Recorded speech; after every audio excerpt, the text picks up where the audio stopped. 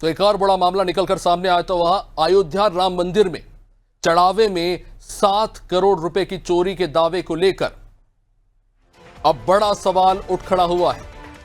प्रधानमंत्री मोदी कार्यालय पीएमओ ने बुधवार को मंदिर ट्रस्ट से रिपोर्ट मांगी। भाजपा नेता डॉक्टर रजनीश सिंह ने मंगलवार को प्रधानमंत्री को लेटर लिखकर सीबीआई से इस मामले को लेकर जांच की मांग की है। इधर राम मंदिर भवन निर्माण समिति के अध्यक्ष नृपेंद्र मिश्र ने, जो अध्यक्ष है वहां के, मंगलवार को ट्रस्ट के सदस्यों के साथ वहां पे बैठक की। राम मंदिर परिसर के एक बंद कमरे में तकरीबन 4 घंटे तक बैठक चली।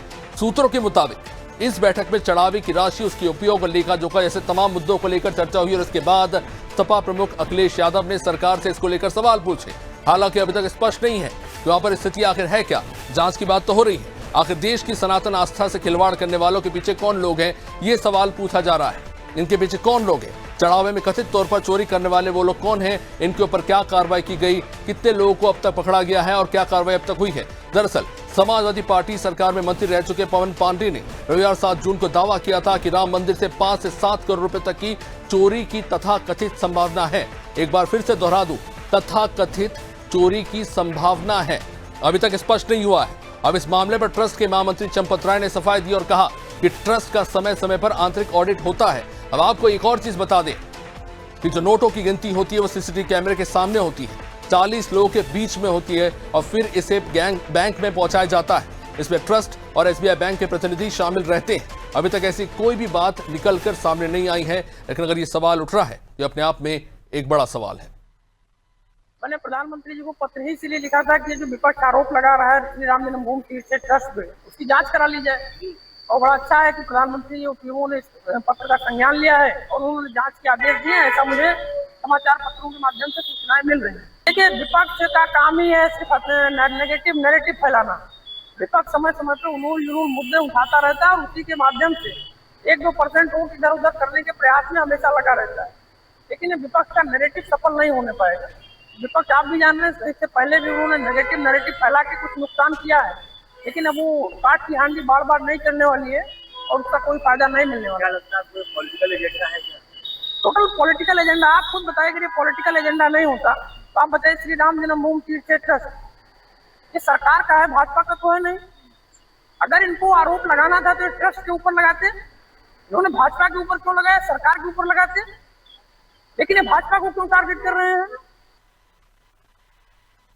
तो चलिए, राजधानी लखनऊ से हमारे सहयोगी जया सिंह इस वक्त हमारे साथ बनी हुई है। देखिए जया, जाहिर तौर पर यह मामला सरकार का नहीं है जैसा कि बीजेपी खुद कह रही है, लेकिन जाहिर तौर पर राम मंदिर से जुड़े हर मामले में भारतीय जनता पार्टी के हर व्यक्ति, हर नेता सामने उसका प्रतिनिधित्व करने आते हैं। तो जाहिर तौर पर अगर राम मंदिर को लेकर अगर सवाल उठा है कि वहां पर कुछ लोग ऐसे हैं जो जनता के द्वारा, श्रद्धा के द्वारा चढ़ाए जा रहे जो राशि है उसका अगर घोटाला हो रहा है, तो जाहिर तौर पर सवाल उठेंगे। मंदिर प्रशासन की तरफ से क्या स्पष्टीकरण आ रहा है, ये अपने आप में स्पष्ट सवाल है। और अगर ब्रिजेश पाठक से लेकर तमाम नेता ये कह रहे हैं कि मंदिर प्रशासन का मामला है, तो आप ये नहीं कह सकते कि राम मंदिर से जुड़ा हर मामला आपसे जुड़ा है। नहीं तो आप अपने आप को हिंदू हृदय सम्राट कहना बंद कर दीजिए।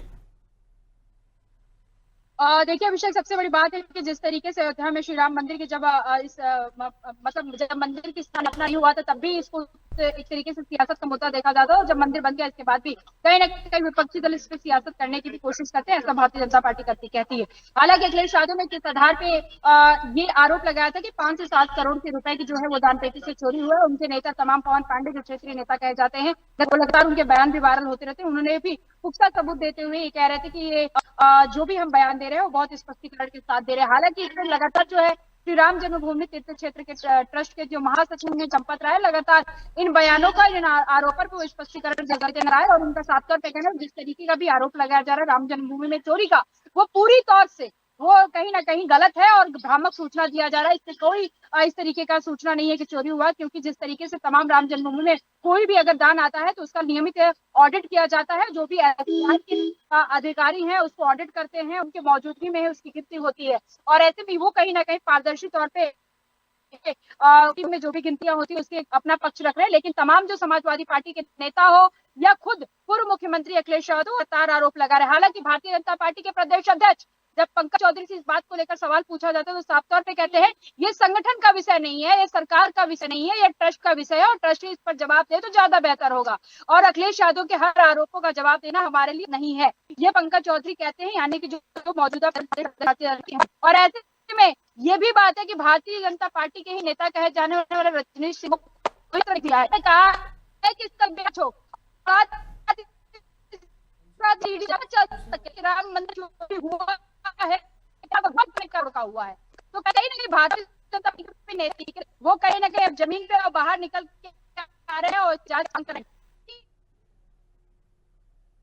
निश्चित रूप से जया, जाहिर तौर पर ये देखने वाला विषय कि आखिर इस मामले को लेकर आखिर क्या कार्रवाई की जाती है। राम मंदिर को लेकर जो दान पेटी का विवाद है, कुछ लोगों के नाम निकलकर सामने आ रहे हैं, हालांकि नाम निकलकर सामने नहीं आ रहे, कहा जा रहा है तथाकथित रूप से कि कुछ गड़बड़ियां वहां पे हुई है। अब ये गड़बड़ियां क्या है, इनको लेकर विपक्ष की तौर से, खासतौर से समाजवादी पार्टी के राष्ट्रीय अध्यक्ष अखिलेश यादव की तौर से सवाल उठाए गए हैं। अब ये देखने का विषय है कि आखिर वहां पर क्या कार्रवाई की जाती है और इन जो तमाम दावे किए जा रहे हैं, इनकी सच्चाई क्या है। खैर, आने वाले समय में ये स्पष्ट हो पाएगा।